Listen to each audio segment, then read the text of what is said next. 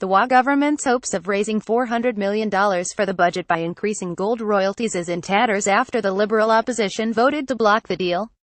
The announcement is a major blow for Labour and victory for the mining industry after intense lobbying and an emotive advertising campaign with a war chest of $500,000 that culminated in a rally against the increased royalties outside Parliament on Tuesday.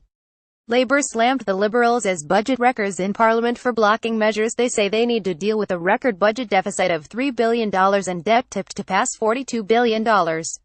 It warned WA families, which have already been slugged more for various household bills this year, could be hit further and the state could face a credit rating downgrade. Liberal leader Mike Nahan said the party room vote was unanimous, but it is understood at least some MPs were reluctant to take the unusual but not unprecedented step of blocking financial legislation in the upper house. Labour won 14 of 36 upper house seats at the March election, so needs at least 5 other MPs to lift royalty rates from 2.5% to 3.75% and raise nearly $400 million over 4 years.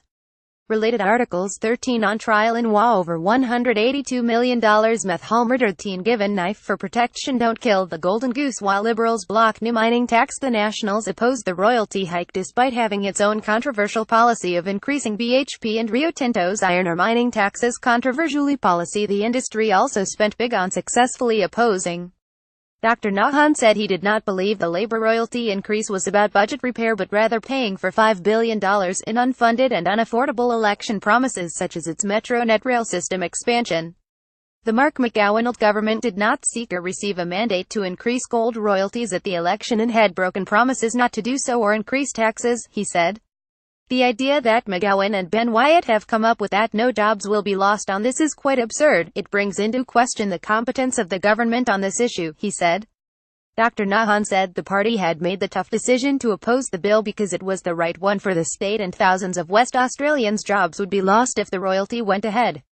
The industry lobby group the Chamber of Minerals and Energy released data last week claiming 3,000 could be lost because the higher royalties made marginal mines such as the massive Telfer mine unprofitable.